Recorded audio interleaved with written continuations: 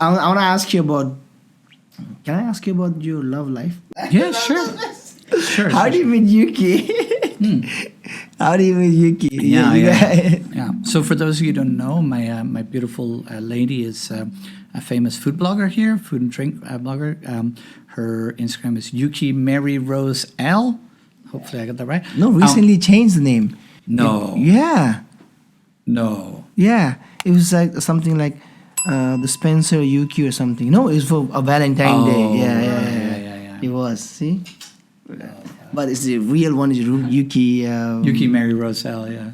So, how did we meet? Actually, I never went into it, but before I used to work in a little bit around filming stuff. I had my own production company, a little bit of talent management, some music stuff, like around, just different things that interest me.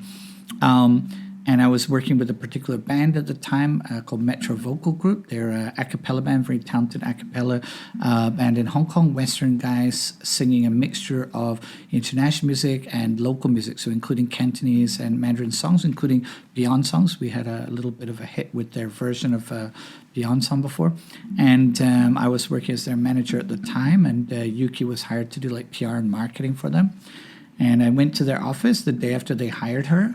And I met her for the first time, and I was like, "Oh my goodness, I'm going to date this girl." And she said I was staring at her so like weirdly, like the whole time we were having a meeting and everything. I was just like staring at her.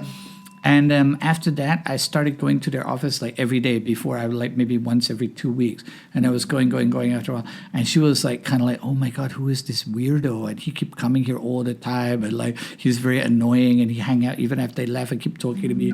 And then one day after a while, I was like, "Okay, I'm gonna ask her out." So I just asked her out, and she was like, "No, definitely not. I'm not gonna go on a date with you." I was like, "Oh, how sad." So then I found out. Sad? I was super sad, right? I was like, but I just try again, right?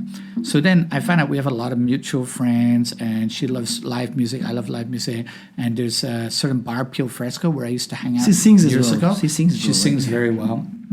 And so I just start going back to those old haunts. I used to recontact my old friend that know her and just make myself around all the time, right? And then after a while, she loosened up a little bit and let me join her for some events and stuff, but no one-on-one hanging out. And then I asked her out again, and she said, no way. I would never date you. I don't like you. I don't find you attractive. Don't bother me. And I was like, okay, cool. So then I just carry on and keep trying. And eventually we did go for some dinners. And then I asked her out again. And then she was like, absolutely not. I don't even like you at all. You're so annoying. And continued like that for, I think it was 18 months, about 1.5 years. Yeah. And reject me formally 5 or 6 times, very clearly and directly, and informally like many more times, just discouraging me and telling her friends and telling me you're like, I'm not gonna give up. I'm the guy who traveled walking without the shoes, man. Shoes, this one, I don't know why, but this girl, I got this feeling is for me, so I just, and eventually after 1.5 years, she said yes, and now we've been together for almost 11 years. 11 years, yeah. Thank you. Yes, it's a good story, and it's a real story. This is real the one. Story. This is the one. This is the good one. All the others were fake. This is the real one.